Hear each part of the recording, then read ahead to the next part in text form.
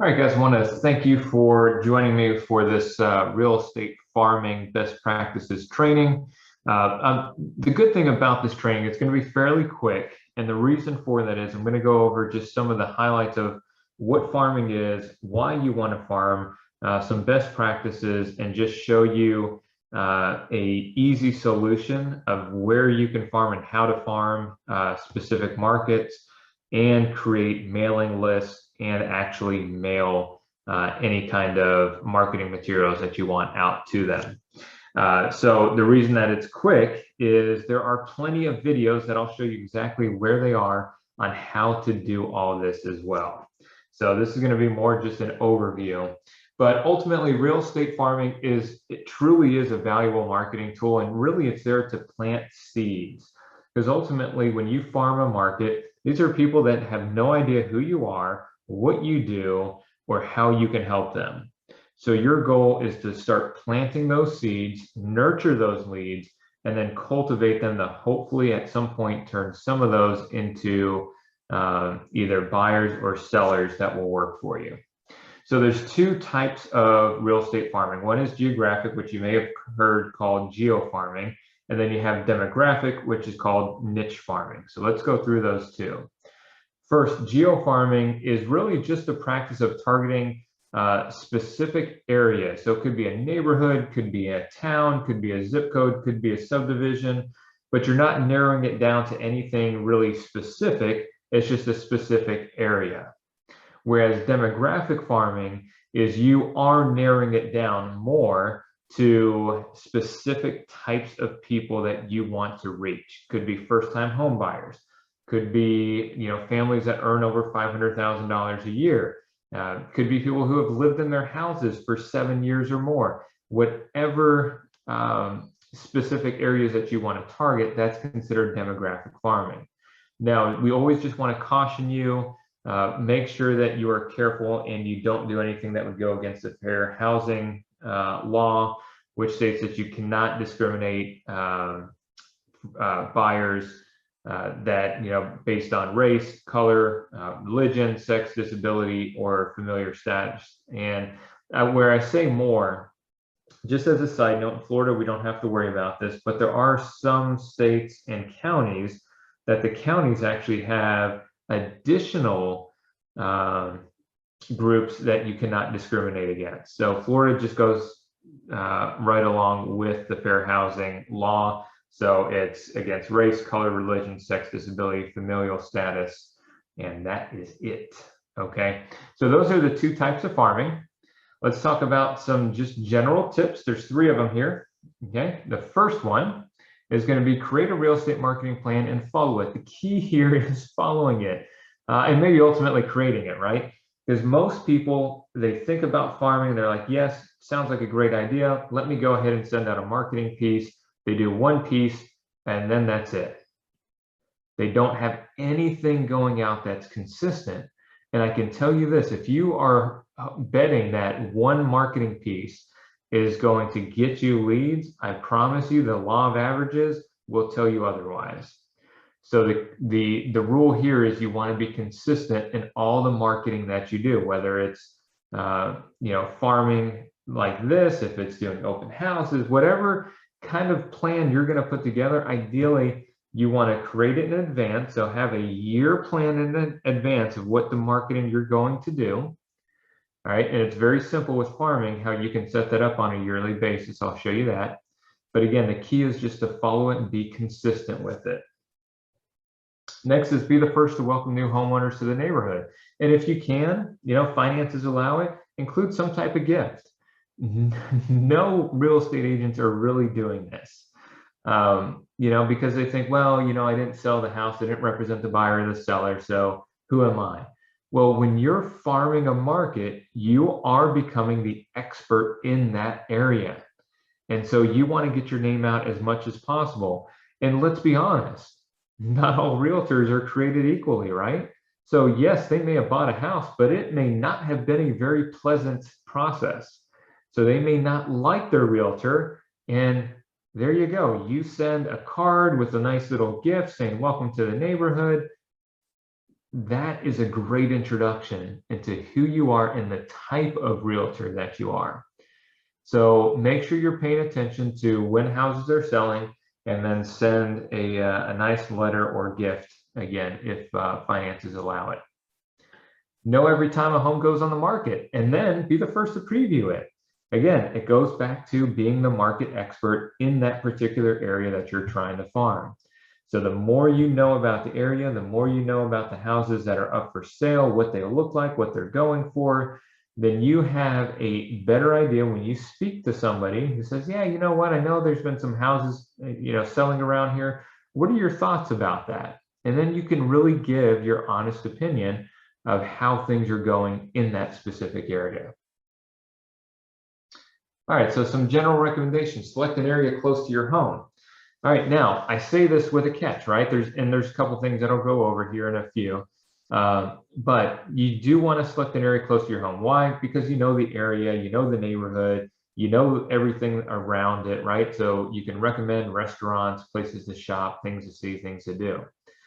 However, as we go through this, you'll also notice that you need to research your real estate farm area, because let's be honest, maybe what's close to your home is not the demographic that you want to reach. If you want to reach, $2 million plus houses, and the average house in your area sells for 300,000, well, it's probably not the farm area that you want to be in. Okay, so select an area close to your home if it matches the market that you want to reach out to. Okay, and then research the real estate farm area. Again, just making sure that where you're farming matches your goals. And then narrow down your real estate farm area to focus on a niche. Okay, you don't have to do this, but let's just say you're a tennis player and you want to find a condominium association or neighborhood that has a lot of tennis courts, and you can specifically target that area because you know there are a lot of tennis players in there, and all of your marketing can be tennis related. That's not a bad thing.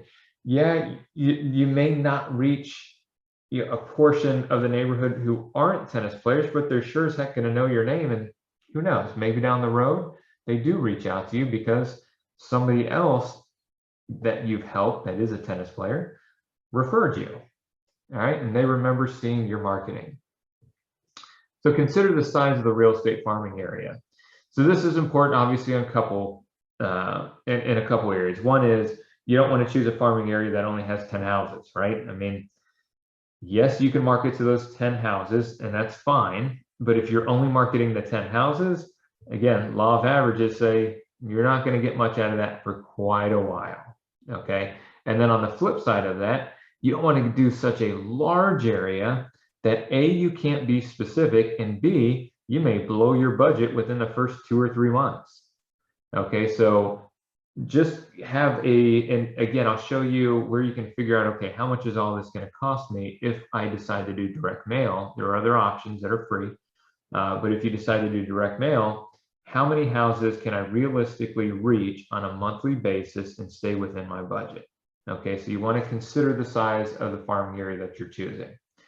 And then choose an area with set boundaries. So yes, you can choose Sarasota, Florida, right? The problem with that is you have such a wide diversity of people and neighborhoods and activities, demographics, all of that stuff.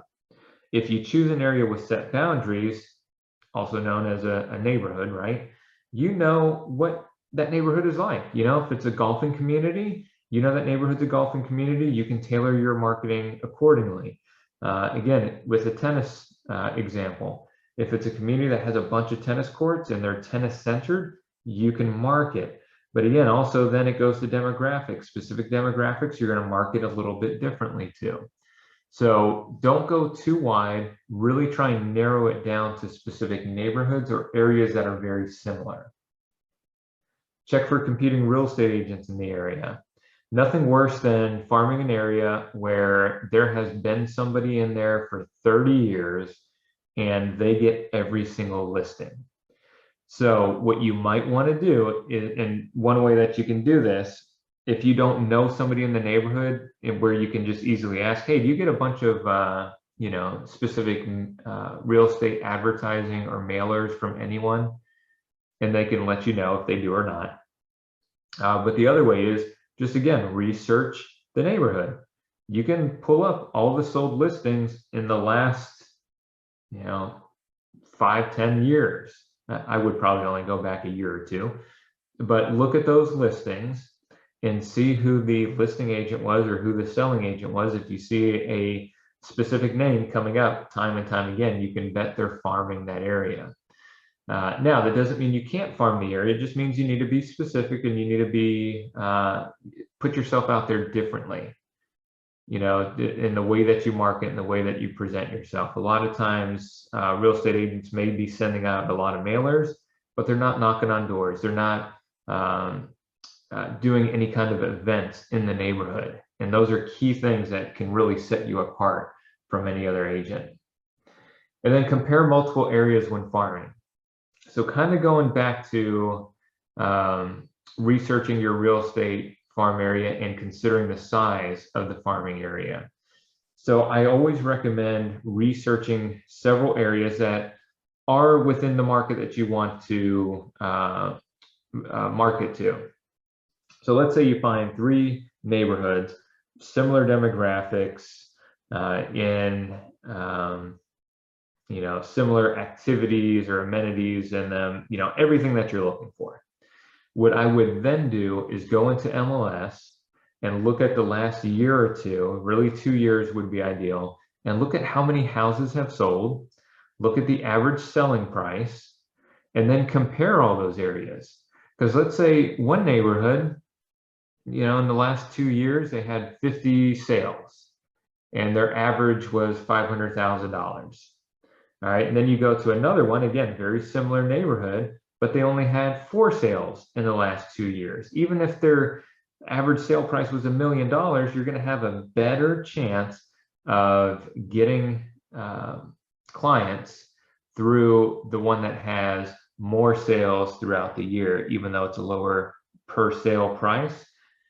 Just again, the law of averages, you're more likely to get clients out of that, whether they're looking to sell or they know somebody that wants to buy in the area. There's just more activity. The more activity, the more likely you are to get somebody. All right, so maximizing your visibility. 1, sometimes you got to get out there and just knock on some doors and just introduce yourself. Don't try and give them a hard sell. Don't ask, hey, are you looking to buy or sell in the next 3 months? Don't do any of that stuff. If you're comfortable with doing that, that's fine. But I think it goes a long way if you just generally introduce yourself, because you are going to be farming this neighborhood, right? So they're going to get your mail pieces. You just want them to see your face and know who you are. So you can simply knock on the door, introduce yourself, local realtor, just wanted to say hello and give you my card. Okay, and who knows, conversations can come up when you do that. You can leave informational door hangers. So tonight I'm going to show you how you can farm specific areas, but I'll also show you that the same company, you can just have them print out door hangers for you. You can have them print out mailers for you, and you can mail them yourself. With the door hangers, you can just go out and walk the neighborhood and leave the door hangers. Now, on a side note with that, because we get this question a lot, as far as neighborhoods that say no solicitation. So, no solicitation is not the same thing as the do not call list. So yes, somebody could, complain, and then you have the neighborhood security or whatever come over and say, hey, you can't do that, you have to leave. You're not going to get arrested, okay? So I always say, do it, ask for forgiveness later, and if somebody says something, then you just leave, all right? But ultimately, you got to get out there. And unfortunately, where we live, there are a lot of neighborhoods that are gated, and a lot of neighborhoods that, say do not solicit. Hey, do what you got to do. Okay, of course, send materials via direct mail. Collect emails through your direct mail pieces. So this is key. In any of your mail pieces, it's always a good idea to have a call to action. Okay, the call to action could be, hey, if you send me a text message at this number, with your email address, I will send you a report on the current market value of your home. If they put their address in. Could be tips for landscaping your property to get the most bang for your buck when you sell. Any kind of things that are going to help a homeowner, you can have them reach out to you, you collect their email address, and now you have an additional way to market to them on a regular basis. There's also QR codes that you can put in there that if they click on the QR code, brings them to a page where they have to enter in their email address to get whatever report you want to sell or send them. All right, so if you can, collect as many emails as you can through those direct mail pieces. And then, of course, email the homeowners regularly with market updates. I would not suggest sending them a home search. If you haven't had a conversation with them, you don't know really if they're in the market to buy or they're in the market to sell or what they even want. That just doesn't make any sense, right? But market updates do, because it lets them know specifically in their general market what homes are selling for and what homes are available for sale. Okay, you can also sponsor a sports team or any type of program in the area. Again, become a market expert, know what's going on. If you know there are specific events going on, it doesn't hurt to go ahead and sponsor them. A lot of times you can do these for fairly inexpensive cost. Other times you can do booths, and sometimes those booths are absolutely free. They're just happy to have people out there. Okay, so again, make sure you're researching your area. If there aren't any events or sporting teams around there, you can always host a local event.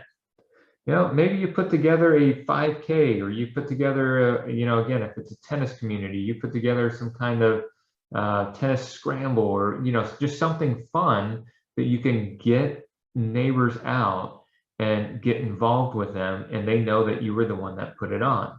So again, just get creative with this stuff. A lot of times it doesn't cost a lot. If you're doing a like, let's say a 5K, for instance, you can put one on in the neighborhood for very little cost. Now, if you start to go outside the neighborhood onto public streets, then you have to have police presence and you have to have people watching the streets and all that. You could probably, in the neighborhood, you could get a couple people who will watch specific intersections that maybe are being crossed to kind of control traffic. I've done that before, and it's a lot of fun. So again, just get creative. Participate in local online real estate forums. There's a lot of these on social media. There's meetup groups. Again, you look up that specific area, and maybe it's not necessarily a real estate forum. It may just be a neighborhood forum. Sometimes they don't allow you to actively promote yourself. But again, if you're commenting on a lot of people's posts and you're just the helping hand there, where you're, somebody has a question, you're there to respond, they're going to know who you are, because they're probably going to click on your name, or in your where your name is. It may even allow you to have what you do for a living, so you could put real estate agent on there. Okay, again, just as many ways as you can get in front of people, the better. Share your farm area's growth on social media. This is kind of a no-brainer, right? Houses are selling. Make sure you're posting that as often as possible, even if it's not your listing. Don't make it look like it's your listing, but you can say, hey, this home just sold in blah, blah, blah neighborhood for X amount. Okay, blog about the best places to visit in your farm area. Anything, any places you really enjoy, any great service that you've gotten. It's always a good idea to go ahead and post about it.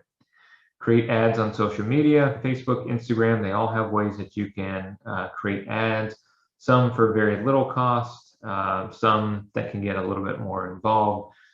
Just again, make sure you know what your budget is and plan accordingly based on the different types of marketing that you want to do throughout the year. All right, so that was it on my tips. Now what I want to do is go over Prospects Plus. So Prospects Plus is a local company who does direct mail pieces, that they will mail out for you, or you can have them print them out for you and you send them out yourself. Either way, perfectly fine. I think it's definitely worth it if you're going to mail it, that you just go ahead and have them do it, because the cost definitely is much better and saves you a ton of time of trying to stamp everything and get it out there yourself.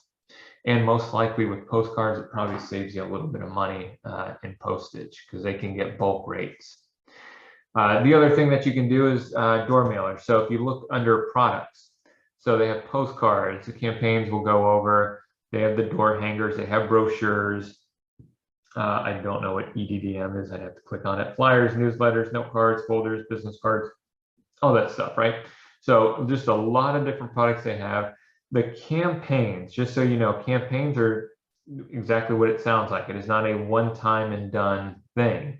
This is something where you set up every single month.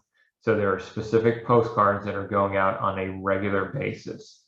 I don't always recommend this, depending on what type of campaign it is. For example, if it's a holiday campaign.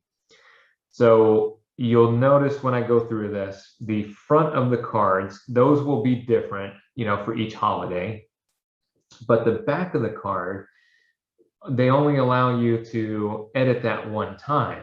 So, you know, let's just say it's for Christmas and you want to say, well, hey, Merry Christmas, just thinking of you, hope your new year is great, blah, blah, blah. Well, unfortunately, that's going to go out for Valentine's Day. It's going to go out for St. Patrick's Day, whatever holidays are in there. That back doesn't change. So you have to make it real general. And I don't like making things real general. I like them to be timely. Okay, so I just typically will send regular postcards that I do on a monthly basis, and I'm able to modify them how I want. Okay, now before we get in that, we're going to go to mailing lists. Okay, this is how you can decide who you're going to market. Again, there's the geographic, so this is a geographical area, and then there's demographics where you're choosing like a niche farm. Okay, so I'm going to go to geographic first. So you would just click on that guy. Then you come to this page, scroll down. You can build your list. Down here is the demographic one, but again, I'm just going to go to geographic right now. So we're just going to start with, my address. So any address in the neighborhood that you want to farm is what you want to put here. And then you can begin the search. And right now the selection points, it's 1 mile from the center of the address that you chose. The selection criteria right now is homeowners, maximum records 1,000. All the streets are included, excluded streets none, and then view list excluded records. So because of the area, and since it has maximum records 1,000, only 1,000 houses is selected. It would most likely be much more than that if I had this increase, but I don't even want that. Okay, and secondly,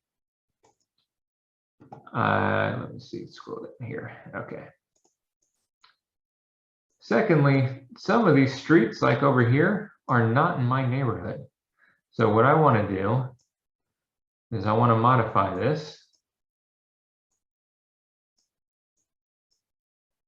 Okay, so I'm just gonna, at the beginning, just kind of move it over here. Then I'll make this smaller. Take a look at where everything is. All right, so you can really just drag and drop this sucker wherever you need to.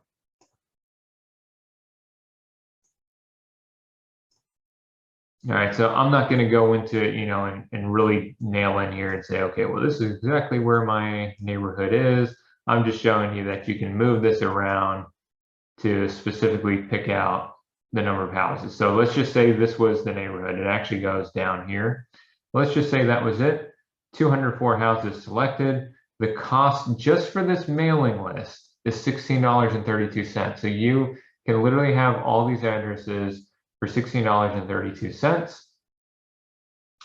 If you wanted to, well, let me go here first. So what I always recommend with the selection criteria is edit that. You not only want to have homeowners there, You don't want to just have absentee owners, you want both. Okay, and the reason for this is we live in an area where you have people who are only here part-time.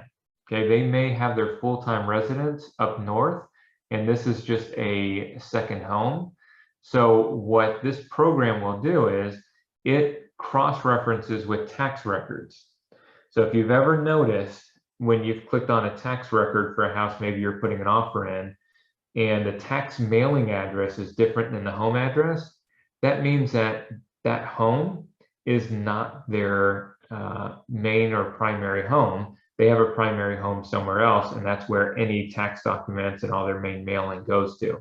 So this checks that, cross-references it, and says, okay, this house, the tax mailing address is different, so we're also going to not only send to the house, but we're going to send it to the home that is listed on the tax records. Okay, so if I click save, it went from 204 houses to 248 houses now selected. All right, so there are 44 homes in this area that have different addresses on the tax records. Okay, that's key, so make sure you do that each time. Any streets that you want to exclude. So let's just say there was a specific street on here. I'll click on it just so you can see. All right, I don't want Lancaster Street on there for whatever reason. Take that out. And that only took off a couple houses. Okay, but now let's just say there was a, you know that there's a specific person in that neighborhood who is a realtor already. And you're like, oh, well, what's the point? Like, I know the Martins. Okay, that's a realtor there. I'm not going to send them any marketing place. So I'm not going to waste any money on them. So I'm going to exclude it. And they take that off. Okay, so 243 houses selected. So that's how you can really modify this and be as specific as possible to who you're marketing to.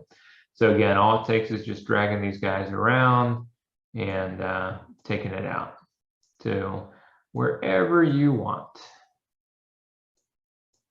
All right, again, as you zoom in, you can get even closer and more detailed on that. But the wider you make it, obviously the more houses are going to show up. The smaller you make it, the less.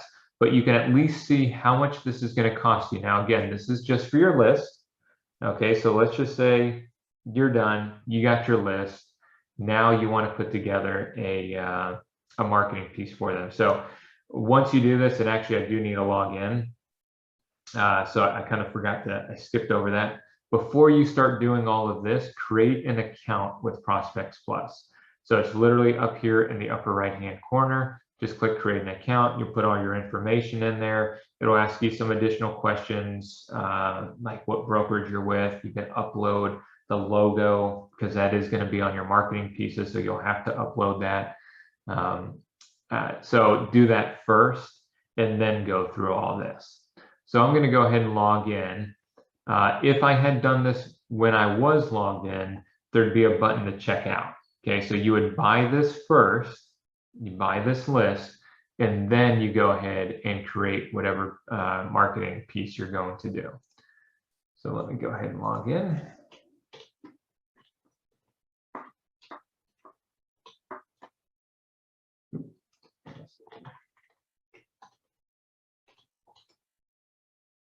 Okay. So here I am here, and all of you should have gotten my my little Christmas card to you guys. That is something else that you can do here. So not only can you farm an area, but let's just say you have your sphere of influence, clients that you've sold properties to. These aren't people that necessarily you want to send a, hey, are you interested in buying or selling? Because maybe they just bought from you. But you want to just send them a postcard to say, you know, happy holidays, Merry Christmas, whatever. You can do that on here. And it's all about creating your mailing list. Okay, so again, this is where you would go to create your mailing list. Once you've purchased your mailing list, you have it for life, so it will never leave you. And if you just come to the drop-down menu where your login info is, you come down to mailing list, and here's the mailing list. Okay, so you see like University Park Country Club, that's where I live. any, I did one for Siesta Key, just houses that were on the water, and so on. So all these are here that you can reach out to. So let's go to postcards. Okay, again, in Prospects Plus, you have a lot of different options that are specific, based on whatever kind of market that you're looking for. And within all of these, it's like if I click on niche market, luxury postcards, you have postcards for renters, just some, fun things, sending recipes, definitions, animal pics, things that are catchy, inspirational cards, call to actions, life events, lifestyle interests. So again, there's the little tennis. So if we clicked on this, and again, let's say you wanted to mail out to somebody who, neighborhoods that play tennis, here you go, love tennis. This is the one that you're going to choose, and then you get to choose the back. Okay, there's different options here. I typically choose this one. Now, if I'm doing one that's a listing, I will go ahead and choose one that allows me to add some additional photos. Okay, now as far as size, I always recommend jumbo. Okay, so I actually need to come back here and click it. So that's just through the drop down box over here. The standard 5.5 by 4.25, those are the small ones. They don't really get as much readership. The jumbos do. Okay, bigger pieces, people look at them, they think it's neat. All right, so I'm going to go to the tennis. I'm going to select this as my back. Okay, so now you've chose what postcard that you want to send out. You can now go, now if you want to, you don't have to do this right now, but you can, because you can do it when you check out. But you can go ahead and add a list. So since you've already searched your list, you've paid for it. So again, I'm just going to use my neighborhood here. I'm going to select that. So it's 835 pieces, and they're estimating that the total is going to be $835. So about $1 per postcard that's being sent out. Right? It's really not that bad in the grand scheme of things for what they're doing. They're printing all this out. They're putting the addresses on here. They're getting the postage. They're putting it in the mail, and it's being delivered. That saves you a lot of time. But again, make sure that whatever budget you set, that you stick to it. And you want to make sure that you're setting up a monthly budget so that you can do this every month. Don't skip months, and don't just do one mailer and think that you're going to be getting a bunch of people calling you. It just doesn't happen. So once you've selected which cover and back that you want, then you click here to edit the template. All right, you can change all this stuff. The things that you can't change are like the tennis ball, right? You can't change the colors that are on here. You can just change the text. All right, and it's just easy as clicking on it and then typing whatever you want. Okay, once you finish that, you go to next, and now it'll go to the back. And same thing here, you can change whatever text that you want. You can move things around. You want to make Living Vogue bigger. Whoops, out of the way. There. You want to make that bigger. Move that back down. You want your photo a little bit bigger. You want the text here larger. You can modify all that stuff. What you need to be careful though, of course, these green lines are really the max area. You technically can go slightly out of it. It is not the cut area, but if you want to make sure that your postcard for sure is not going to get cut short, stay within the green lines. Obviously over here in the upper right-hand corner, you can't put anything, and down here, you can't either, because that's where they're going to put in your contacts information and all the mailing and postage stuff. Okay, so all that can be changed. This text can be changed as well. The only thing that can't be changed is, let's say you didn't want to have something like that in there and you said, okay, well, I'm just going to delete that. You can delete any of these editable areas, but this little box here cannot be deleted. So you would just want to keep that in there. If you ever do need to put in some text, you just click on the little text button, and then you could go back and type whatever you want. Okay, so if you happen to delete that and you're like, oh shoot, I didn't mean to do that, you just click on the text button. If you want to insert any images in here, let's say you wanted that on there and you want to put it here, you know, let's say you change the text. You can put it wherever you want. So you can add, delete. It's very user friendly. So you have some options along with that. Once you've edited that and it looks good, then you can click next. And so now it's going to show you the proof. You just want to always confirm everything is spelled properly. That's key. I see a lot of people who don't, or for whatever reason, miss some very simple spelling errors, and it just looks bad. So make sure you're looking through that. Maybe have somebody else double check it, because if you're doing this, a lot of times we're reading it several times and we miss things. Same thing down here. Make sure all of this is correct. Once that's correct, then you can go ahead and, so at this point, if you didn't do it already, you could add your list. So again, if I want to add another list to it, let's say I'm just going to add my past clients. I'm going to select that. So now it goes to 866 people. My total is 866. I'm going to click, this is my final proof, and I'm going to add to cart. Obviously, once you add it to cart, you just continue, you pay for it, and then it sends it out. I'm not going to do that right now because this I would not want to send out.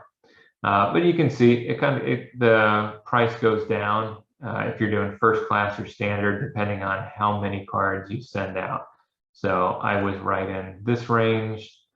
You know, you save 1 cent when you go from 1,000 to 2,500. But again, it's worth it.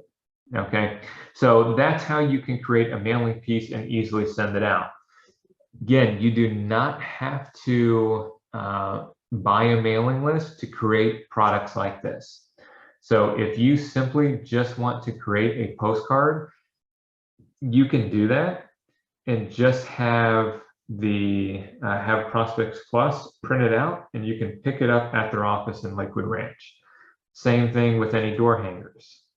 If you want to do a door hanger, there's a ton of different options on here. So you can have these printed out. You can have them mail it to you. But again, they typically get these done pretty quickly. And if you want it in 2 days or so, you can just pick it up at their office and they'll get it done. Okay. There's all different categories on here. Again, there's the campaigns. I'll show you that real quick. So let's just say it's for sale by owners. We're going to click on that. Okay, so again, what it's going to do is it's going to send it out on what they recommend for the specific target. Okay, for FSBOs, you see it is actually going to send out every couple of days for quite a while. It looks like almost a month, 2 months. Yeah, about 2 months. It's going to send these FSBO sellers, because with the for sale by owner, you want to get in front of them as quickly as possible. So sending one out a month isn't going to do the job. You need to send it out more regularly. But now you may say, well, look, I don't want to send it out that much. I'm going to send out every other one. So you can click those and change it. Okay. Oops, didn't do that. All right, so a lot of things on here. Let's see, it doesn't allow you to click it now. If you want to see exactly what it says, you just click on the little magnifying glass so you can see exactly what it says. So you can kind of choose which ones you like. Once you've done that, then you choose the back. So you just, again, you only have a couple options for that, but that whatever back you choose is the one that's going to go out for all of these. Okay, that's why with the holiday ones, it doesn't make a whole lot of sense, because those should change with each holiday. This one technically can be the same. Hey, you know, if you haven't sold your house by now, let me help you. Selling with a realtor, shows a whatever percent increase in average sale price and reduces the days on market, and also just saves you the hassle, whatever you want to put on there. But this is a way that you can target for sale by owners. Okay. Again, there's a lot of other options in here. There's sphere of influence campaigns, sold campaigns, holiday campaigns, geographic farming campaigns. And again, doing something like this, guys, a lot of people think, oh, well, it's not specifically saying, a property that just listed, or, any stats or whatever. But again, people read these things. All right, so like, which hand is better to write with? Neither. It's better to write a pen. Huh. Okay, maybe a little cheesy, but they're going to flip that over and see who the heck just sent them a joke card. All right, so it puts you out in front and center. So I like things like this, so I would recommend doing that. All right, there's all other different information on here. There is some additional resources for you. So Prospects Plus is great. They do have a lot of free materials as well that you can print off at home, like newsletters. So that's a great tool that you can have, especially if you're going to do a direct mail campaign that has a QR code or has a call to action for them to send you their email address, and then you'll send them the report. There's, again, they have reports on here that you can edit and make them, more specific to you. But then also, training videos. Okay, so this is kind of where I'm going to start to end this, because you have all of the videos you need to learn how to build your mailing list. If you're not sure how to crop images on there, how to create your account, template editor, marketing dashboard, all this stuff is on here, and they're really short. So like this one, how to build a targeted mailing list. It's only 5 minutes and 55 seconds. So you don't always have to come back to this training specifically. You can just go on the Prospects Plus, say, oh, I forgot how Matt said to pick out a specific area. This is going to show you pretty much exactly what I did, but probably in even more detail. So make sure you're coming back to this and using this site. There's a lot of FAQs as well. They also do live training. Okay, so so it's daily, Monday through Friday, starting at 1 p.m. Eastern. You register for it. They're going to talk about how many people should be in your sphere of influence to get the most bang for your buck, how to effectively match your message to your market, how to become famous with your sphere of influence and stay on top of mind, how to achieve consistency and predictability within your marketing. So a lot of great stuff there. I would highly recommend. All right, so that is it, guys. Hopefully that was helpful. If you have any questions, as always, don't hesitate to reach out, call me, text me. I'm here for you, as well as all the other leadership members in Living Vogue, and really all the agents that have been active for a while. They're happy to help you. So don't hesitate to reach out to us. That's what we're here for. We want to see you succeed. Your success is our success, and I think it just makes for a overall better community within Living Vogue. All right, so hope you enjoyed it, and I look forward to seeing you guys soon. If I don't see you before Christmas, Merry Christmas, and I'll see you in the new year.